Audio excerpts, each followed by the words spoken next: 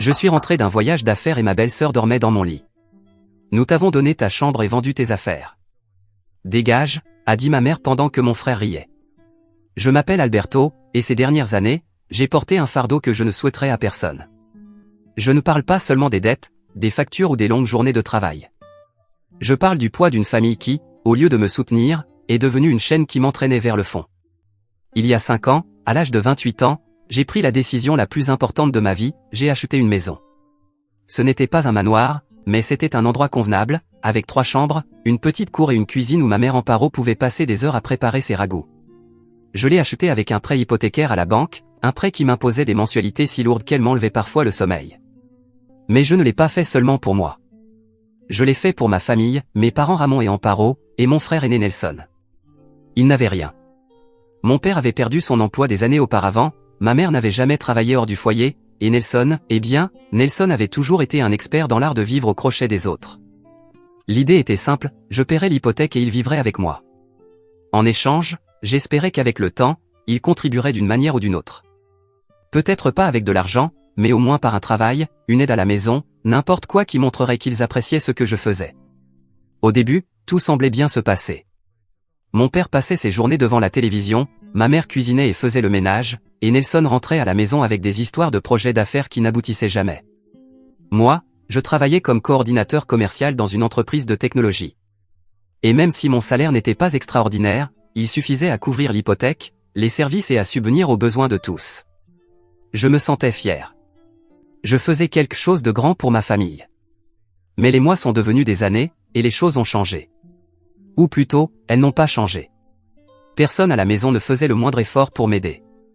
Mon père restait collé à la télévision, ma mère a commencé à se plaindre que la maison n'était pas à son goût, et Nelson s'est alors marié avec Carla, une femme sortie tout droit d'un mauvais feuilleton.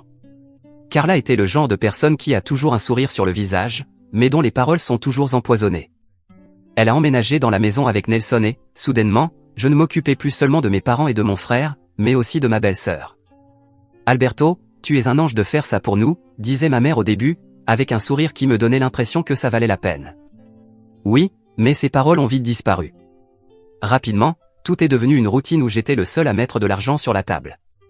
Chaque mois, je sortais mon carnet, vérifiais mes comptes et payais l'hypothèque, l'électricité, l'eau, Internet, la nourriture, tout. Et pendant ce temps, ma famille vivait comme si la maison était un hôtel de luxe et moi leur serveur personnel. Tu ne peux pas acheter une télé plus grande, m'a dit mon père un jour, en désignant l'écran de 32 pouces du salon. Non, on ne voit pas aussi bien que chez les voisins. Et pourquoi tu n'achètes pas de la nourriture de meilleure qualité, a ajouté ma mère une autre fois.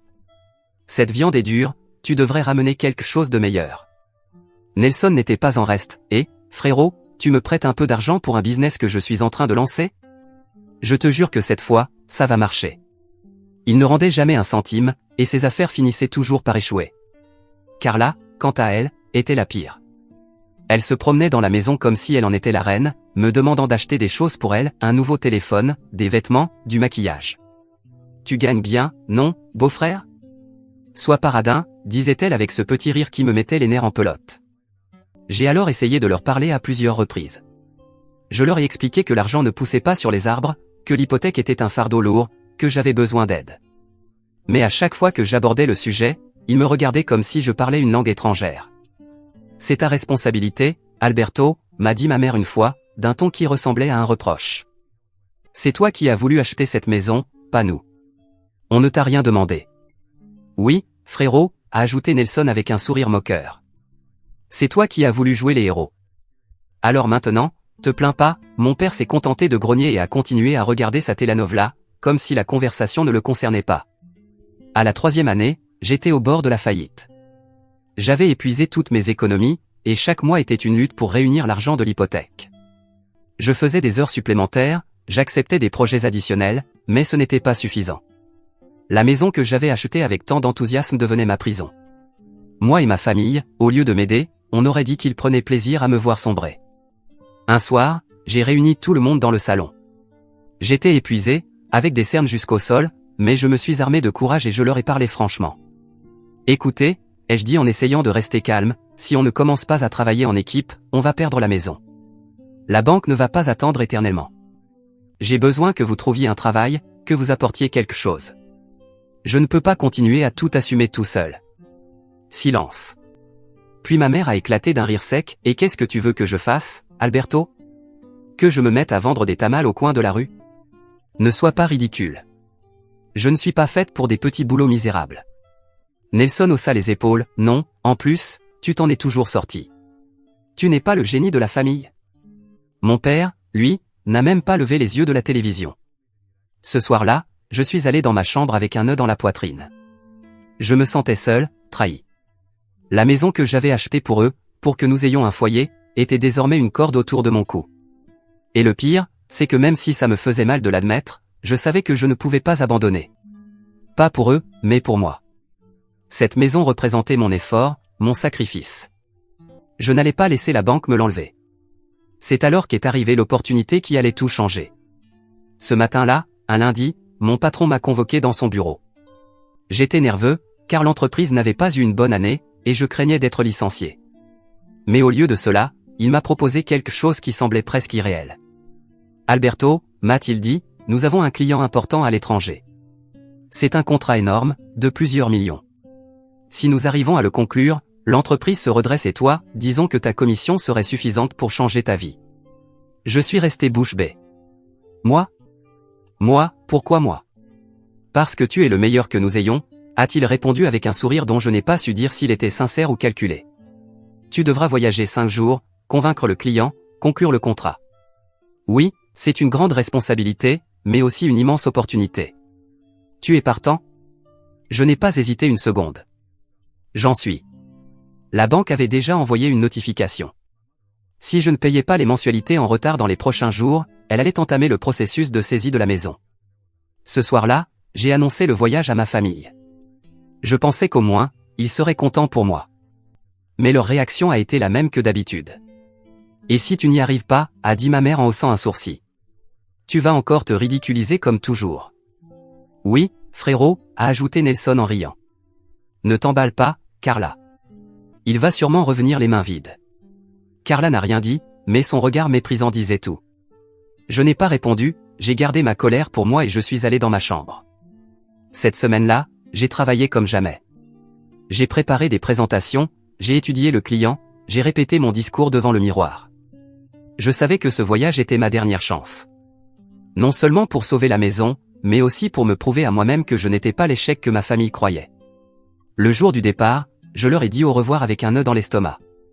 Personne ne m'a souhaité bonne chance. Ma mère s'est contentée de me rappeler d'éteindre la lumière avant de partir.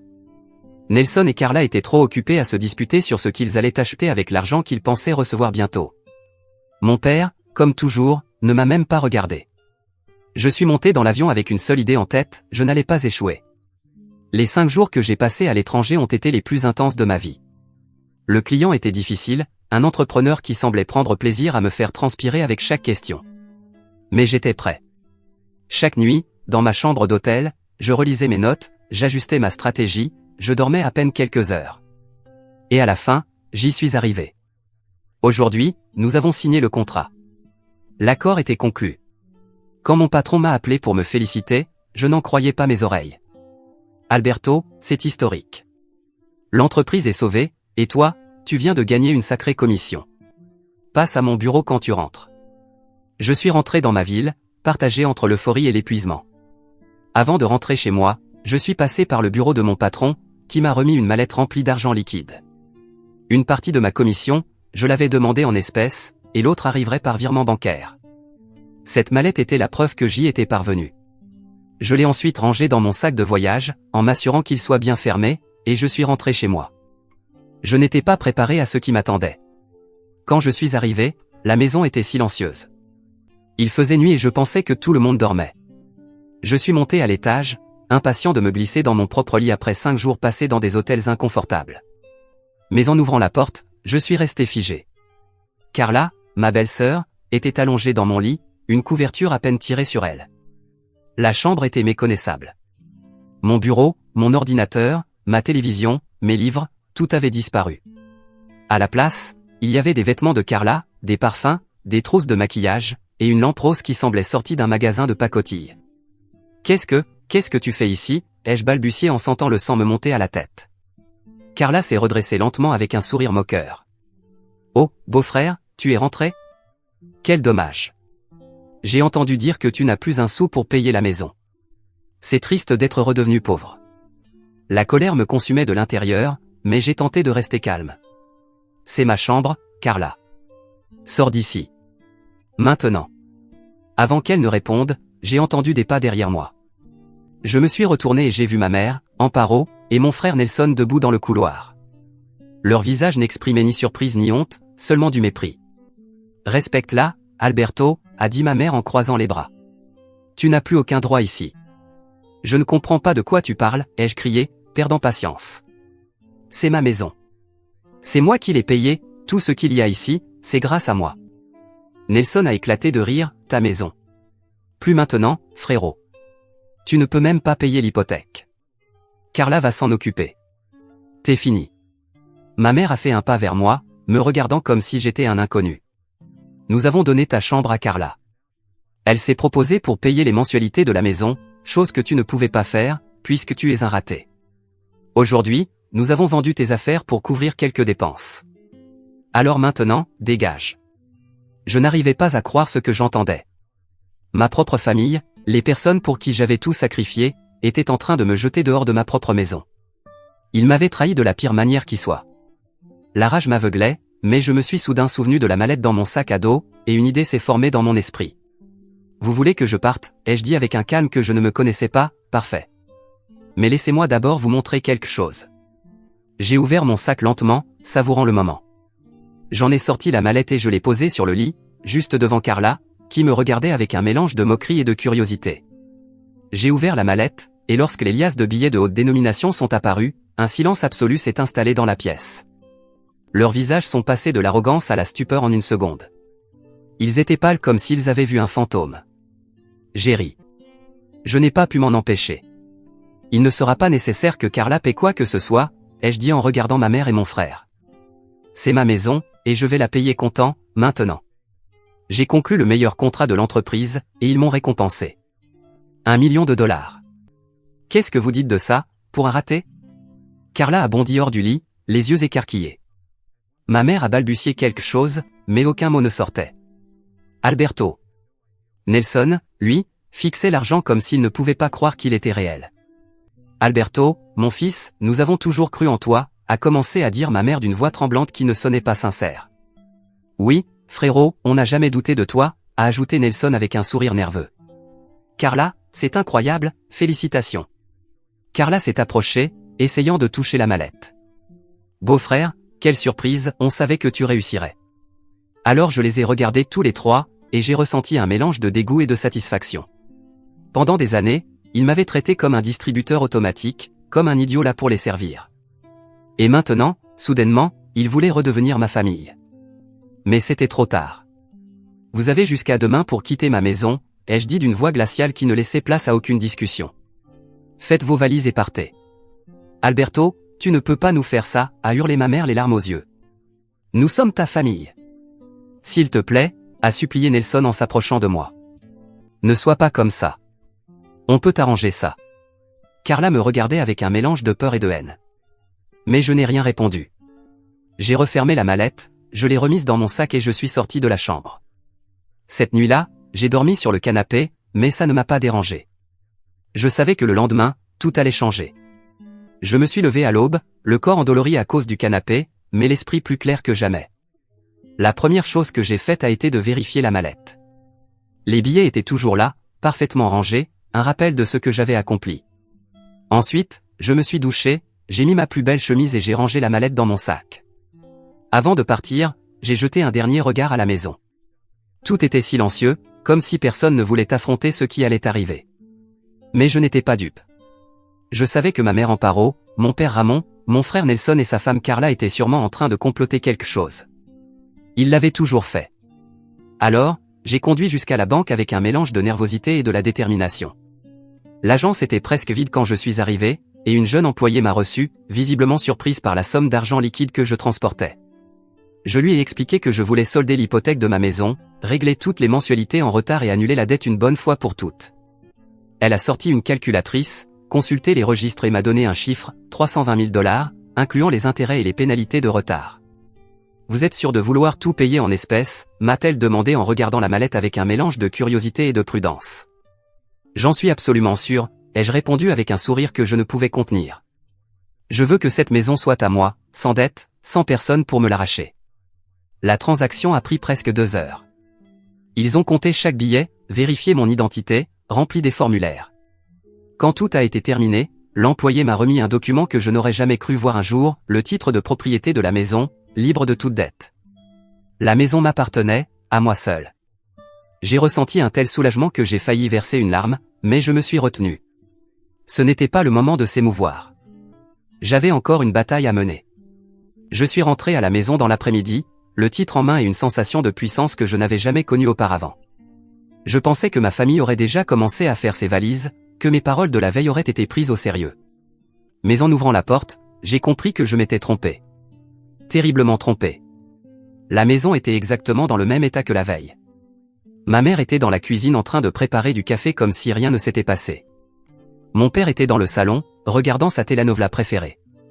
Nelson et Carla étaient à la salle à manger, riant de quelque chose sur le téléphone de Carla. Mes affaires étaient toujours absentes, et la chambre qui était la mienne était encore occupée par Carla et ses affaires. C'était comme si mes mots de la veille n'avaient eu aucun poids. « Qu'est-ce que vous faites encore ici ?» ai-je demandé, la voix tremblante de colère. « Je vous ai dit que vous aviez jusqu'à aujourd'hui pour partir. » Ma mère a levé les yeux de son café et m'a regardé avec une expression de pitié feinte. « Oh Alberto, ne sois pas dramatique. C'est un malentendu. Nous sommes ta famille, tu ne vas pas nous mettre dehors comme des étrangers. » Nelson s'est levé de sa chaise avec ce sourire arrogant que je détestais tant. « Franchement frérot, tu crois vraiment qu'on va partir ? Cette maison est aussi la nôtre. » Carla s'est approchée, les bras croisés, et puis, beau-frère, tu ne trouves pas que tu es un peu égoïste ? Cet argent que tu as ramené, il est à tout le monde. Nous t'avons toujours soutenu. Je suis resté silencieux, essayant de digérer leurs paroles. Les mêmes personnes qui s'étaient moquées de moi, qui avaient vendu mes affaires, qui m'avaient traité de raté pendant que je payais chaque centime de cette maison, ces gens-là osaient me dire qu'ils m'avaient soutenu ? La rage que je contenais explosa. Me soutenir, ai-je crié en faisant un pas vers eux. C'est moi qui ai payé cette maison. C'est moi qui ai payé l'électricité, l'eau, la nourriture, tout. Vous n'avez pas bougé le petit doigt pendant des années, et maintenant vous avez le culot de dire que tout ça vous appartient aussi ? Mon père, qui n'avait rien dit jusque-là, prit enfin la parole, baisse d'un ton, « Alberto. Ne sois pas ingrat. Nous t'avons élevé, nous t'avons tout donné. Le minimum, c'est de partager. » Ce fut la goutte de trop. J'ai sorti le titre de propriété de mon sac et je l'ai brandi bien haut. Vous voyez ça ? Cette maison est à moi. Je l'ai payée comptant ce matin. Je ne dois rien à la banque, et je ne vous dois rien non plus. Je vous ai dit hier de partir, et je le pensais. Le silence qui suivit fut assourdissant. Ma mère ouvrit la bouche, mais aucun son n'en sortit. Nelson fixait le titre comme s'il voyait un mirage. Carla, pour la première fois, n'avait plus ce sourire moqueur sur le visage. Mon père grogna simplement et retourna regarder la télévision, comme si cela pouvait le sauver. « Si vous ne partez pas de votre plein gré, ai-je poursuivi, je vous ferai expulser. » Je ne plaisante pas, ma mère fut la première à réagir, « Alberto, s'il te plaît, tu ne peux pas nous faire ça. Nous sommes ta famille. La famille doit se soutenir. » Me soutenir, ai-je répliqué, la colère me brûlant les entrailles. Quand m'avez-vous soutenu ? Quand vous vous êtes moqué de moi parce que je ne pouvais pas payer l'hypothèque ? Quand vous avez vendu mes affaires ? Quand vous avez donné ma chambre à elle ? J'ai pointé Carla du doigt, qui fit un pas en arrière. Nelson tenta de s'approcher, les mains levées comme pour me calmer, « Parlons comme des hommes, d'accord ? Ne fais pas quelque chose que tu pourrais regretter. Il n'y a rien à discuter, ai-je dit sèchement. Vous avez 1 heure pour faire vos valises et sortir. Sinon, j'appelle la police. » Je suis sorti de la maison et je suis allé m'asseoir dans ma voiture, téléphone à la main. Je ne voulais pas rester à l'intérieur pendant qu'ils faisaient leur bagage. Une partie de moi espérait qu'ils comprendraient, qu'ils réaliseraient qu'il n'y avait pas de retour en arrière possible. Mais une autre partie, celle qui connaissait trop bien ma famille, savait que ce ne serait pas si simple. Et ça ne l'a pas été. 1 heure plus tard, je suis rentré. Ils n'avaient rien emballé. Ma mère pleurait dans la cuisine, Nelson et Carla se disputaient à voix basse dans la salle à manger, et mon père regardait toujours la télévision comme si le monde ne s'effondrait pas autour de lui. Le temps est écoulé, ai-je dit en sortant mon téléphone. J'ai composé le numéro de la police et, sans hésiter, j'ai expliqué la situation, j'ai besoin que vous veniez à mon domicile, il y a des personnes qui refusent de quitter ma propriété. Lorsque j'ai raccroché, ma mère s'est jetée sur moi, les larmes coulant sur son visage. Alberto, ne fais pas ça. Je suis ta mère, tu ne peux pas nous jeter comme des ordures. C'est vous qui m'avez traité comme une ordure, en premier, ai-je répondu sans la regarder dans les yeux. Assumez maintenant les conséquences. La police est arrivée en moins d'une demi-heure. 2 agents, un homme et une femme, ont écouté mon histoire et examiné le titre de propriété. Je leur ai expliqué que j'avais demandé à ma famille de partir, mais qu'ils refusaient. Les officiers ont été professionnels, mais ils ne pouvaient pas cacher leur surprise en entendant les détails. Messieurs, dit l'officier en s'adressant à ma famille, Monsieur Alberto est le propriétaire légal de cette maison. Si vous ne partez pas de votre plein gré, nous serons obligés de vous escorter dehors. Ma mère est devenue hystérique, criant que c'était une injustice, que j'étais un fils ingrat. Nelson a tenté de négocier avec les officiers, prétendant que nous devions simplement parler en famille. Carla, quant à elle, est restée silencieuse, le regard baissé, comme si elle calculait son prochain coup. Mon père, fidèle à lui-même, ne dit rien mais, finalement, se leva du canapé quand l'agente lui demanda de rassembler ses affaires. Les voir sortir fut un mélange de soulagement et de douleur. Ma mère sanglotait, Nelson jurait à voix basse, Carla portait une valise pleine de ses vêtements, et mon père traînait des pieds comme si le monde lui devait quelque chose. Les agents les escortèrent jusqu'à la rue, s'assurant qu'ils ne puissent pas revenir à l'intérieur. Avant de monter dans la voiture qu'ils avaient appelée, ma mère se retourna vers moi, « Je ne te pardonnerai jamais ça, Alberto », dit-elle d'une voix brisée. « Tu es un monstre. » Je ne répondis pas. Je refermai simplement la porte. Ce soir-là, je me suis assis dans mon salon, désormais vidé de leurs voix et de leurs exigences. La maison semblait différente, plus légère, mais il y avait aussi un vide que je ne pouvais ignorer. J'avais perdu ma famille, non pas parce que je le voulais, mais parce qu'ils m'avaient forcé à choisir entre eux et ma dignité. Et j'ai choisi ma dignité. Les jours suivants furent un tourbillon. J'ai changé les serrures de la maison, engagé quelqu'un pour nettoyer et réorganiser ma chambre, et j'ai acheté une nouvelle télévision, un ordinateur et tout ce que ma famille avait vendu. Chaque achat était un petit acte de rébellion, une manière de reprendre ce qui m'appartenait. Mais je ne pouvais m'empêcher de ressentir une pointe de culpabilité, non parce que j'avais mal agi, mais parce que malgré tout, ils étaient ma famille, ou du moins, ils l'avaient été. Les appels ont commencé le 2e jour. D'abord ma mère, laissant des messages vocaux pleins de larmes et de supplications, « Alberto, s'il te plaît, réfléchis. Nous sommes ta famille. Tu ne peux pas nous laisser dans la rue. Où est ton cœur ?» J'ai écouté le premier message, mais j'ai supprimé les suivants sans les ouvrir. Je ne voulais pas retomber dans leur jeu. Je savais que leurs larmes n'étaient pas de l'amour, mais de l'intérêt. Puis Nelson a appelé aussi, mais son ton était différent. Au début, il a tenté d'être conciliant, « Frérot, je sais que tu es en colère, mais on peut arranger ça. Laisse-moi revenir, je te jure que je vais changer. » Quand je n'ai pas répondu, ses messages sont devenus plus agressifs, « T'es qu'un égoïste, Alberto. Tu vas le payer. Personne ne t'aimera après ce que tu as fait. » Je n'ai répondu à aucun message. Pour moi, il n'existait plus. Quelques semaines plus tard, j'ai appris que mes parents et mon frère travaillaient. Ma mère faisait le ménage dans des maisons, mon frère distribuait des prospectus, et mon père faisait des gardes comme agent de sécurité dans un parking. Ils vivaient dans une petite chambre d'un quartier modeste de la ville, partageant l'espace avec Nelson. Carla, elle, les avait abandonnés. Elle a divorcé de Nelson peu après l'expulsion, disant qu'elle n'allait pas rester avec un raté sans un sou. L'ironie ne m'a pas échappé. Je n'ai pas ressenti de satisfaction en l'apprenant, pas comme je l'aurais cru. Mais j'ai ressenti quelque chose de mieux, la liberté. Je ne portais plus leur poids. Je n'étais plus leur distributeur de billets, leur excuse pour ne rien faire de leur vie. J'étais libre. Et cette sensation valait plus que tout au monde.